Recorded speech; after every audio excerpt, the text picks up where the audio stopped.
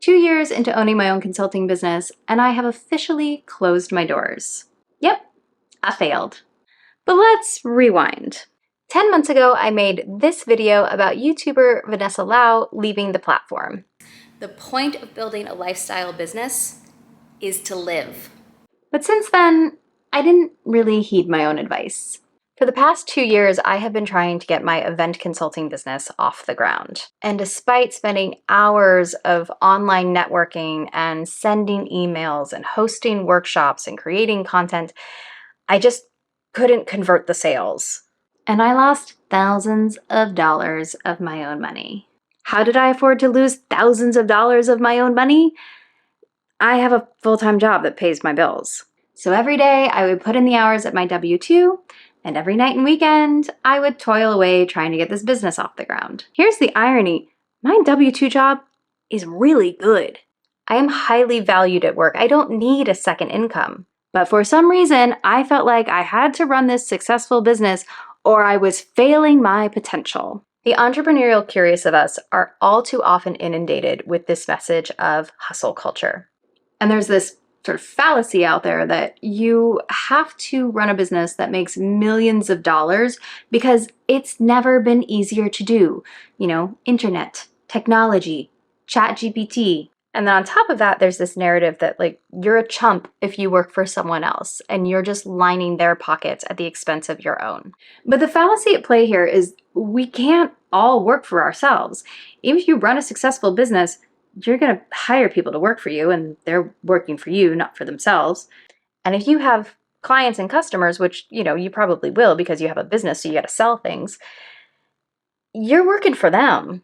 Like social media pounds us with this message that like you have to have 7 streams of income and you should be putting all of your extra cash into real estate. And if this strategy isn't working for you, you just need to work harder. You need to create more content. You need to do more. In the meantime, everything and everyone is yelling at us. This constant clickbait approach is just raising all of our cortisol levels and keeping us perpetually stressed out. But I'm going to tell you a secret. I feel like the people who are yelling the loudest are the most full of it.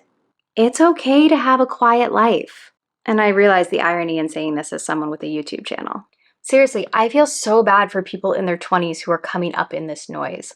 Like you are being sold this bill of goods that if you don't make millions of dollars and have your whole life figured out by the time you're 30, then like your life is over. And that's just not true. Did you know that only 18% of American workers make $100,000 a year? It's not that many. I didn't start making 6 figures in my life until I was 36 years old. My first job out of college, I made $15 an hour. And I had to pay $30 a month for parking. So I worked 2 hours a month just to be able to afford parking at my job. Like, what a boondoggle.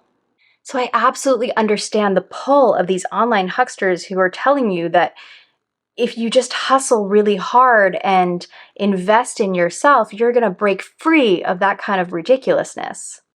But I don't necessarily agree that starting your own business is the absolute way to find that kind of freedom.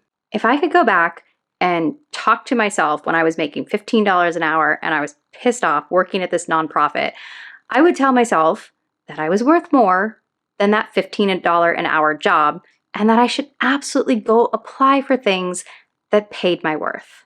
I would also tell myself to put $100 a month into the stock market because that is true passive income. And I would tell her to go figure out what made her happy and go pursue those things.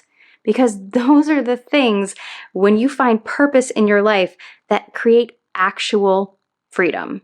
Fulfillment leads to freedom. My life didn't get good until I was in my mid-30s. Like, truthfully, I don't feel like I had things financially figured out until like a year ago. And yet, for some reason, I felt like I needed to do more. I needed to have this successful business. I needed to buy an Airbnb. I needed to figure out passive income. I saw business opportunities everywhere I looked and I couldn't turn my brain off.